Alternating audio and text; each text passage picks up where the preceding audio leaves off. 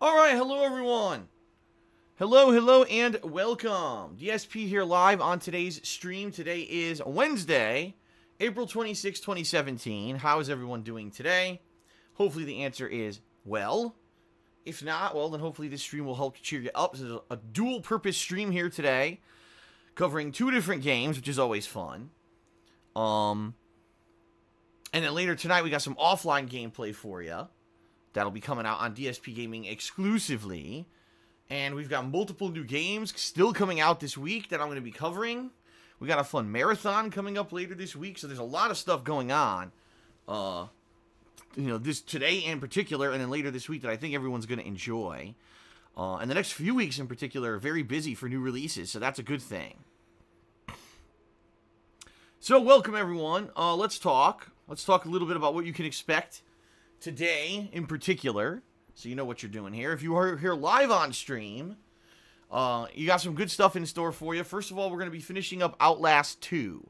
Now, from what I'm to understand, I actually was talking with the stream chat earlier, and Howlin' the Deep said that he is looking up last night playthroughs of the game or whatever, and that where I am in the game is about maybe 70% through it, so maybe I have about 2 to 3 hours left to finish up Outlast 2, okay? I guess from what he was saying, for people who did like really quick playthroughs because they skipped all the lore, they didn't even read a single document or anything in the game, which is not how you're supposed to play a survival horror game, by the way. Unless you've already beaten it and you're speedrunning it, you shouldn't skip all the in-game items. I'm just saying.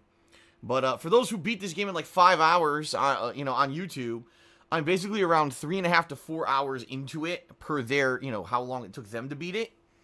So technically, I could beat the game in an hour.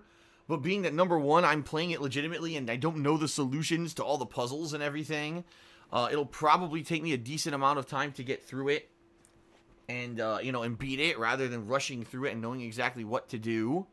Okay, that's number one. And number two, I'm going to read the lore. That's the other thing, too. I want to learn the story of the game.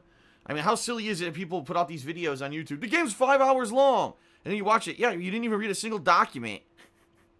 And you somehow mysteriously knew how to solve every puzzle and ran through it. Gee, I wonder why it was 5 hours long. I hate that people do that, but they do it to try to make games look bad and cause drama and get cheap views on their fucking video. Let's face it. Oh, day one, there's a full playthrough of a game up that's only 5 hours long. Everyone's gonna watch it, right?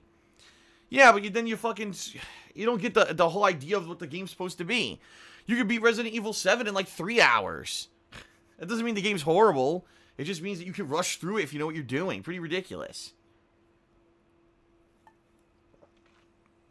So, that is the deal. Today we're going to be finishing up Outlast 2.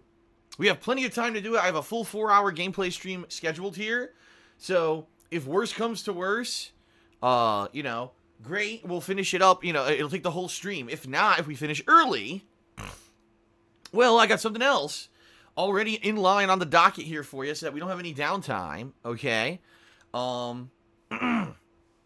It's going to be the beginning of a game called What Remains of Edith Finch, an indie game released digitally yesterday along with Outlast 2. It was another big, well, not big new release, but it was a new release yesterday. Heard some interesting things about this game, that it's pretty unique and different, and it's quick, apparently. It's not a long game, from what I'm to understand. It's only a few hours long, which is why it's actually being sold for only $20. It's one of those quick experiences where you can kind of beat it in one sitting if you have a decent amount of time.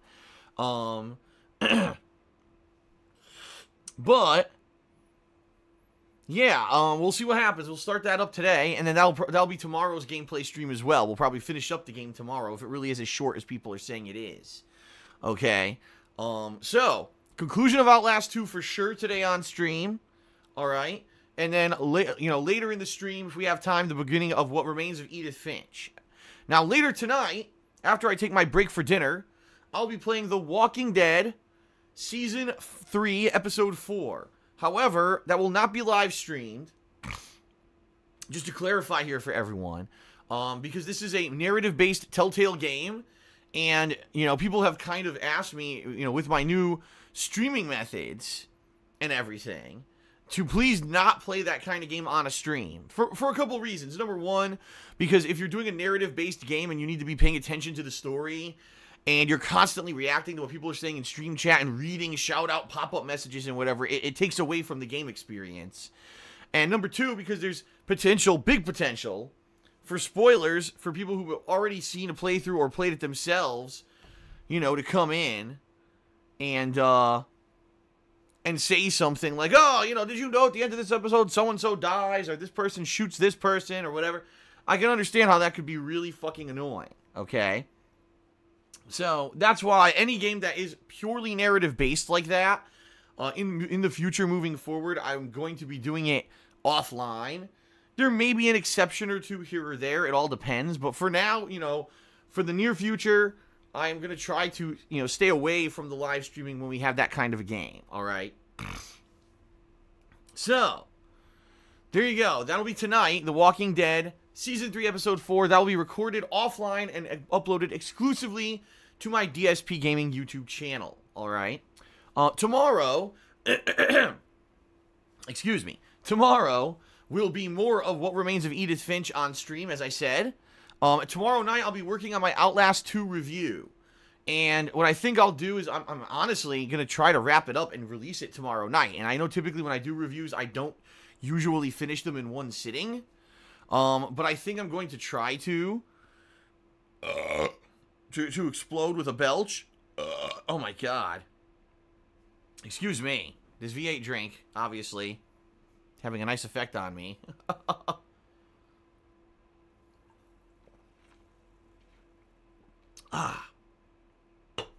So anyway, yeah, I'm going to work on my Outlast 2 review tomorrow night. It'll probably be a shorter review, because let's face it, the Outlast 2 does not have a lot of gameplay mechanics to it. Let's be really honest here. Besides, you heal, right? You heal, you swap batteries, you walk around, and you try to figure out where to go from point A to point B, and you try not to get captured, and you solve a puzzle every once in a while. And then, of course, you read the logs. That's the whole game. There's not a lot to go into detail when it comes to reviewing this game. Primarily for me, it's going to be, number one, is the plot of this game better than the plot of the first game? And number two, are the gameplay mechanics of this game better than the gameplay mechanics of the first game? And I won't know, I won't have a definitive answer on that till I actually finish the game.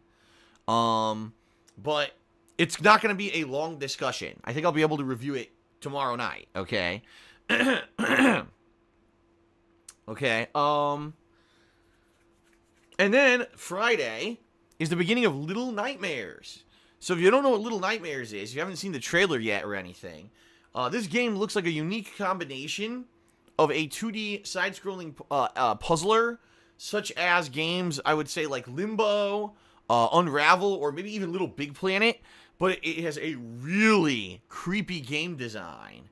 It's like, it's very Tim Burton-esque, I said, would be the best explanation I have for it. The creepy, absolutely creepy atmosphere, you know, weird-looking creatures and arms coming out of walls, and really freaky. And it's kind of funny because yesterday on Twitter, there's a follower of mine, his name's Jaden Chapman, and he says, dude, this week is Outlast 2, you know, What Remains of Edith Finch, Little Nightmares, next week we've got Prey. He goes, is this April or is it October? Like, why are all these creepy horror, you know, style suspense games all coming out within like a week's time? That's a good question. I have no idea. Why on earth are all these games like simultaneously coming out at the same time? I don't know. All I know is I am enjoying it. Okay, I certainly am enjoying it. You know, it's a lot of fun. And, you know, I like it when you get a game with an air of mystery to it that's not so straightforward, you know. You take a look at games like Zelda, Mass Effect, you know. These are all games where, okay, Zelda, you're Link. You need to wander around killing stuff, upgrade your character, you know, kill bosses, fight Ganon, it's over. Mass Effect, you did explore the universe, shoot things, romance your crew, shoot more things, and then it's over. These games, you really don't know what the fuck's going on. At any time, some weird shit can happen in them. And that's a air of mystery that you don't get in every kind of game, and I like that about these style of games, okay? So that's going to be Friday. Friday stream will be the premiere of Little Nightmares, okay? Friday night is up in the air, and the reason I say that is because I actually got a couple things that I need to take care of outside of the business. They have nothing to do with the business or whatever. And I needed some time to do them, and I haven't had a chance to do them. And I'm thinking maybe Friday night I'll just take the time to do these things. I got a big pile of bills I got to pay. My car, I need to get my car washed because I'm going to be bringing it in for a pre-inspection. I'm actually returning my car because the lease is ending in June. And what you need to do is bring it into the dealership for an inspection so they make sure that there's no like major dents or damage or dings to the car that you're not aware of. Because if there are, let's say there's a giant dent on the car somewhere, I would be responsible for getting that fixed before I trade it, or not really trade it in, but return it for the lease. There's nothing wrong with the car, so I know it's not going to have any issue, but it's something, it's part of the process that needs to be done, okay? So I figure I got to wash the car before I bring it in. I don't want to bring in a dirty-ass car for pre-inspection, because that wouldn't really show that I was taking care of the car, would I? So there's a few things that I need to be doing that I need to get done. I'm thinking maybe Friday night I might just take the time to do all those things. Saturday will be more Little Nightmares on stream. Now, I don't know how long Little Nightmares is. I'm thinking maybe after 6 to 8 hours of gameplay, I'll have beaten the game, because it is supposedly such a short indie game, okay? It's probably not super long or anything. So I guess we'll see. And then Saturday night is basically going to be like my typical Sunday night, where I'm going to be doing the weekend preview. Oh, excuse me. Ooh. And a few offline things. Saturday night. Shout out to Za Rastafari, who has subscribed to the channel for the 5th month in a row. He says, I can't wait for Phil to play some Tekken 7. 1 month to go. Thank you, Za Rastafari. And yeah, it's about a little over a month. Tekken 7 comes out on the 2nd of June. That's what I'm definitely looking forward to. I haven't played Tekken in so long, man. Right? It was Tekken Tag Tournament 2 was the last one I played. So definitely excited for that. That's coming up. Of course, Injustice 2 is the middle of May. So we've got a lot to go. 2 fighting games in the next month, which is going to be pretty nuts. Especially because I haven't played fighting games in a long time.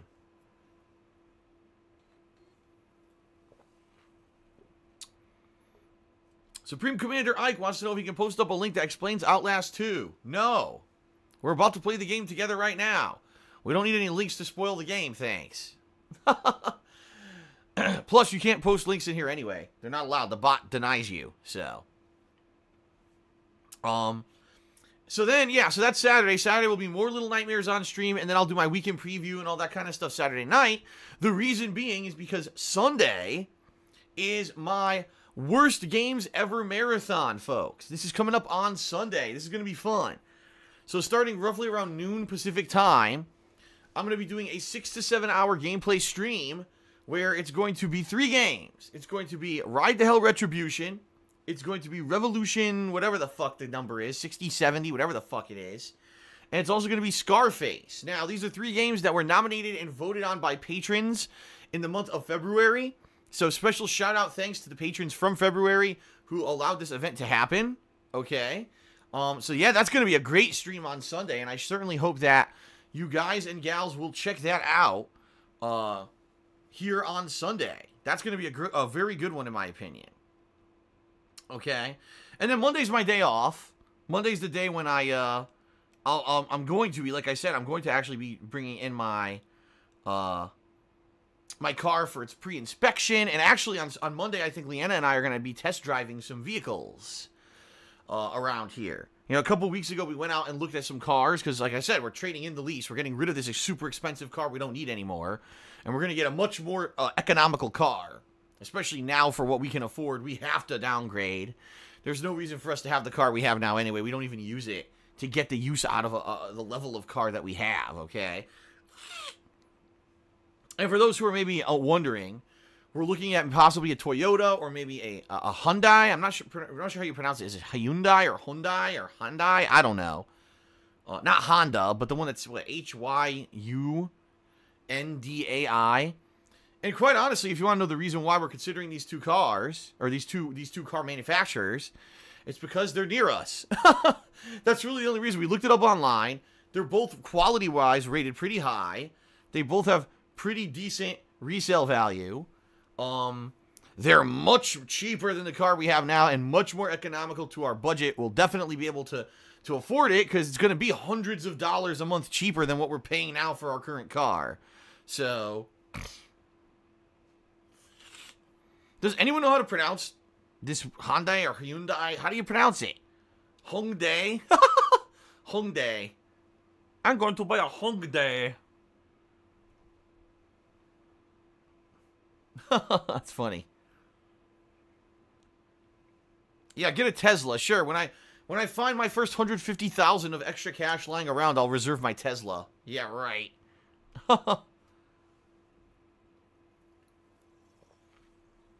Sanguinite says it's Hyundai. No, Hyundai.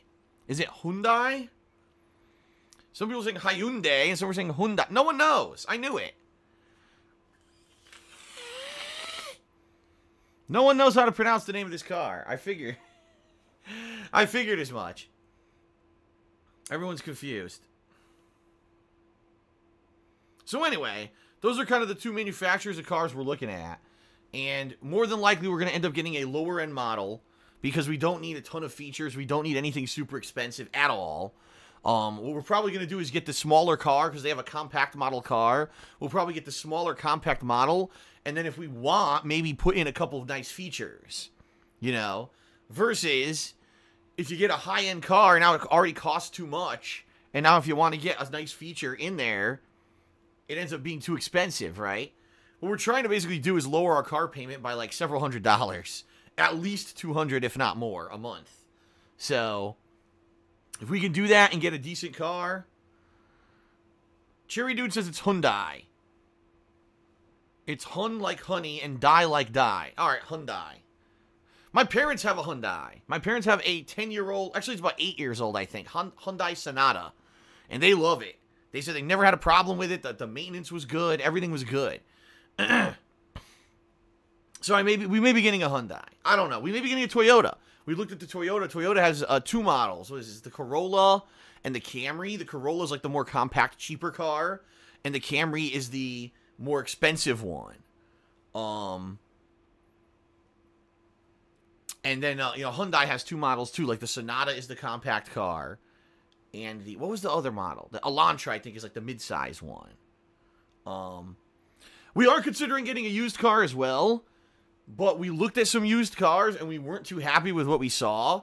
Basically, from what we saw, they weren't too much cheaper than buying a new car. And I know that sounds weird. They weren't. Like, the thing is, when you buy a new car, you get all these crazy financing promotions.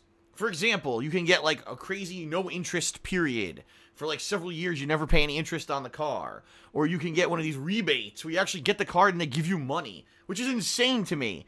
I walked in, I bought a car, and you handed me money. How does that make any sense? But they're doing this now.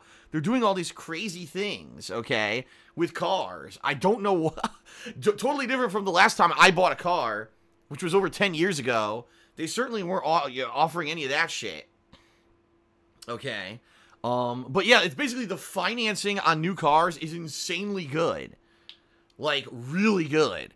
And I hope that I can qualify for it. My credit score isn't great, but it's not terrible. And the other thing is, Leanna always could do, like, a cosign with me. And then we'll end up getting a really good, credit score or whatever.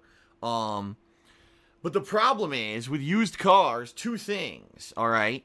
Number one, they don't always have a warranty. Or if they do have a warranty, it's expensive. Like, we went to this used car lot, and we were looking at cars, and we're like, okay, so this is the price. But he's like, yeah, there's no warranty, but if you want to get the warranty, it costs like $4,000 more. And I'm like, well, what the hell, dude? That's terrible. Because that basically brings the sticker price up to, like, the cost of almost a new car. So why am I buying used then, And then the other thing is that when you buy a used car, you cannot get the special financing terms that you would get when you buy a new. You have to basically just go with a loan, and typically the loans you get for used cars aren't that great. The interest rates end up being, kind of not really very attractive. Let's put it that way. And you certainly don't get any of the offer. Like, you're not going to get 0% financing. You're not going to get a rebate or anything like that, right? So, yeah, in that regard, even though, you know, you might think, oh, it's going to be a lot cheaper to buy a used car than a new, it actually looks like that's not the case, at least in America, you know. Unless you're talking, you're buying an El Cheapo car. You're walking onto a lot that's a car that's only a few $1,000s. It's old as hell.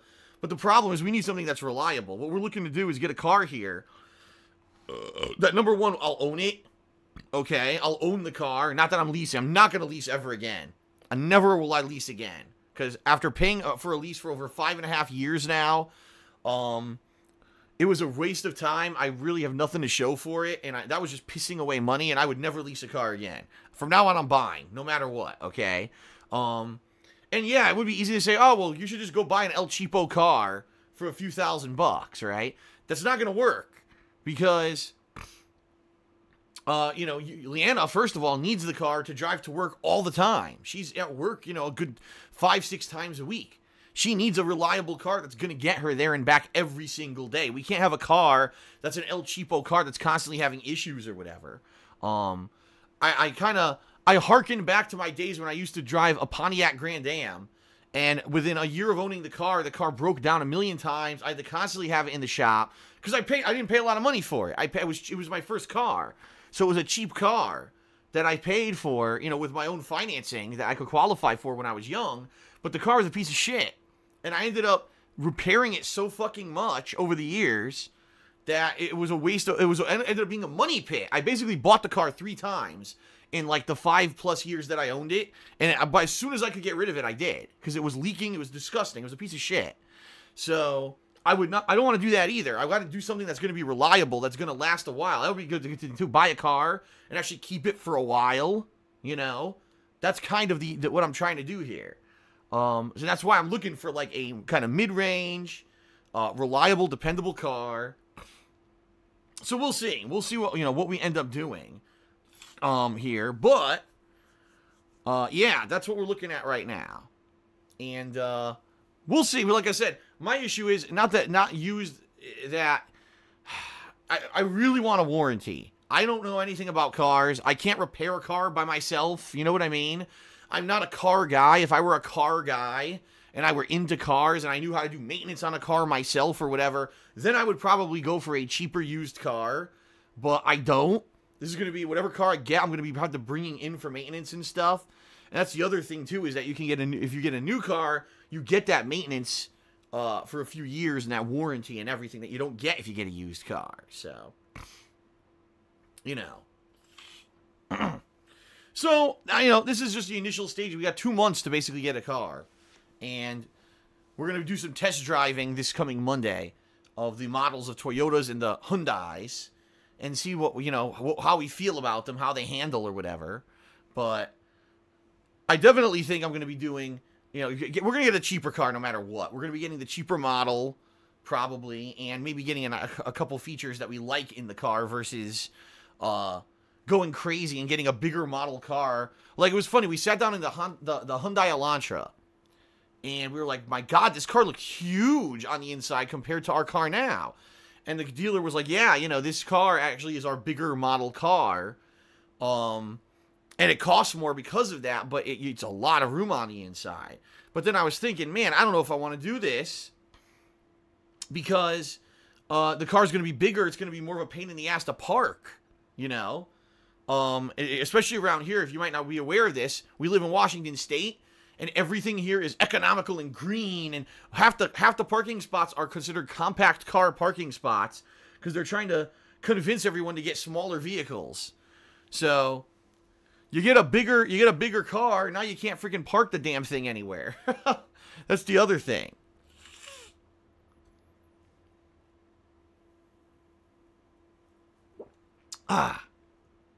So anyway, that's just a little bit of killing time here talking with you here on the stream, but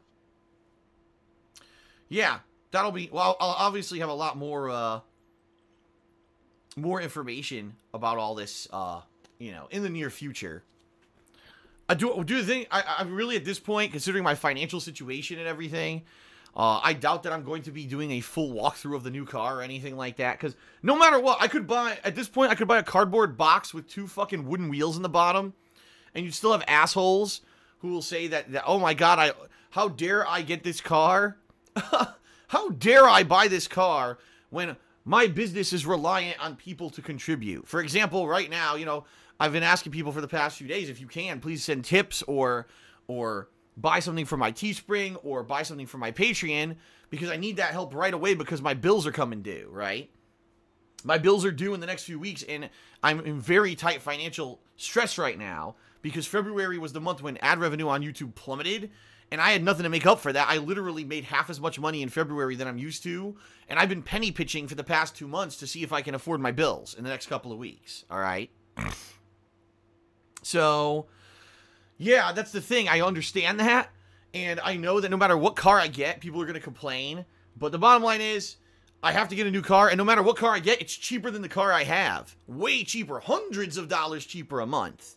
And that's the point here, is to cut back, to be more realistic, to get something more in line with what I can afford with my lifestyle right now, not my lifestyle 5 years ago, when I was in the height of my YouTube popularity and I was able to afford an expensive lease. I'm not anymore, okay? But, I'll let everyone know, you know, as the process continues on, you know, how things go, all right?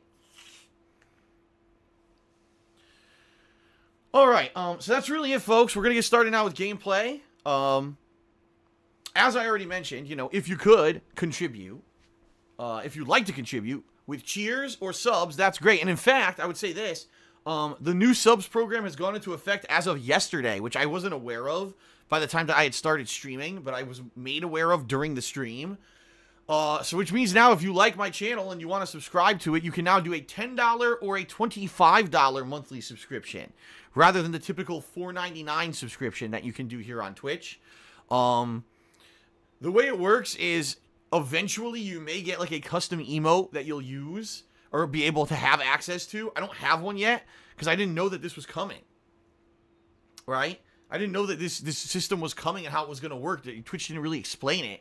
So maybe eventually I'll have something lined up for you to have exclusive emotes if you do become those higher level subs. But from what I'm going to understand, at least from the way that Twitch has explained it to me, unlike a regular sub, if you're not aware, if you sub to my channel, I get half of that revenue, and Twitch takes half of that revenue, okay? So it's like a 50-50 split.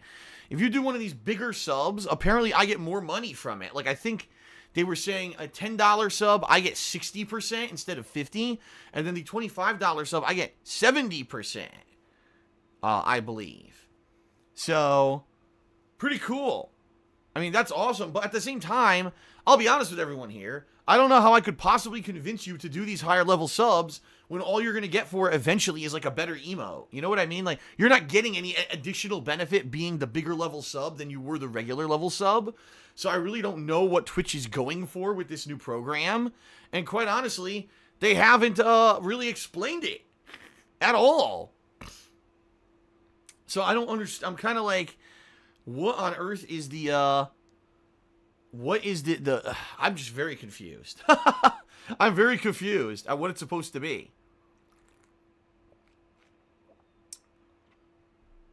So anyway, just to let you know, those subs do exist.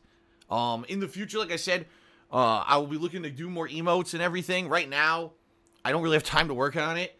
But hey, if anyone wants to check out the higher level subs, by all means, please do. I know they're going to help me out. But I can't really do much to convince you to do it, considering that there doesn't really give much of an incentive for it, okay? Besides, I get more money.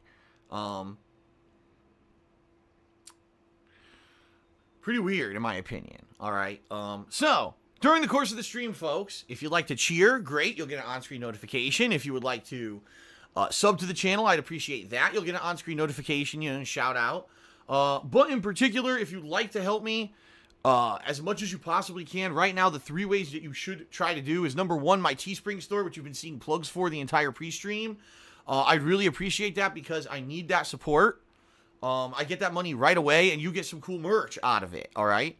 Number 2 would be my Patreon at patreon.com/darksidephil, okay? Only 4 days left in the month, folks, to pledge to my Patreon.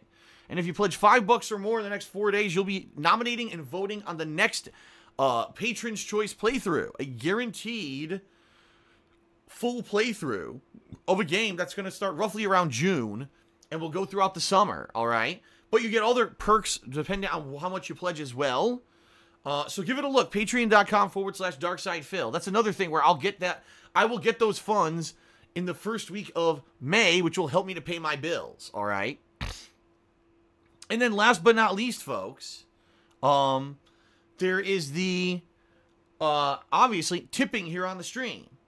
So if you want to know how to do that, if you're watching the stream right now, look below it on my Twitch channel. You'll see the grid there that has all the information, like the rules and links to all of my stuff. There's a section there that says tips. If you click on that section and you fill out your info, you can either do it anonymously or you can leave a name and you can leave a message that'll show up on the screen when you tip. Those funds I get right away. And right now, I really need your help because in the next 2 weeks, I have to pay all my bills. In fact, I'm scheduling all my bills Friday night to be paid. And any support that you can lend would be greatly, greatly appreciated. Because I need to basically pay my bills in the next couple of weeks. And I am very nervous that I'm not going to have enough money to do so. Just yesterday, it was great because some people have given me some really awesome tips over the past couple of days. And I took those right out of the PayPal account and tossed them right into my bank account. And that money is going to go straight to bills. Like, boom, immediately pay bills in the next couple of days. All right. So I appreciate that. And please, seriously, consider doing it if you can. Especially if you like the streams, you want to see me keep doing this. Now, the good news is, after I kind of clear this level of bills, I think I'm good. Because I made a really good amount of money in March between the increase in streaming and the difference in streaming that I did. And YouTube revenue went up, and April's been good so far. So I think from now on, I won't have to do this kind of fucking pre-stream where I'm talking about this, which is good. I'll just mention it once and then be able to continue on with the gameplay. But yeah, I just got to get through this tough time, all right? If you can help me out, I would appreciate it. Shoutouts to Marky117, who did a 50-bit cheer. And he says, here's a down payment towards the Hyundai. I don't think that the 50 bits will be enough for the down payment. Although it's funny because a lot of cars, you don't need a down payment anymore. That's the truth. They don't require a down payment anymore, but that makes your monthly payment go up. And Howlin' the Deep did a 100-bit cheer and says, how do I tip? I'm pretty sure you know how to tip, sir. So that makes Howlin' the Deep the current cheerleader for the stream today. Okay. So thank you, everyone. I appreciate that. Let's get started with the conclusion of Outlast 2. Like I said, if we have time, we'll try to start the new game. What remains of Edith Finch, and we'll go from there and have fun, all right? Sound good? Fair enough? All right, everybody. I thank you for being here.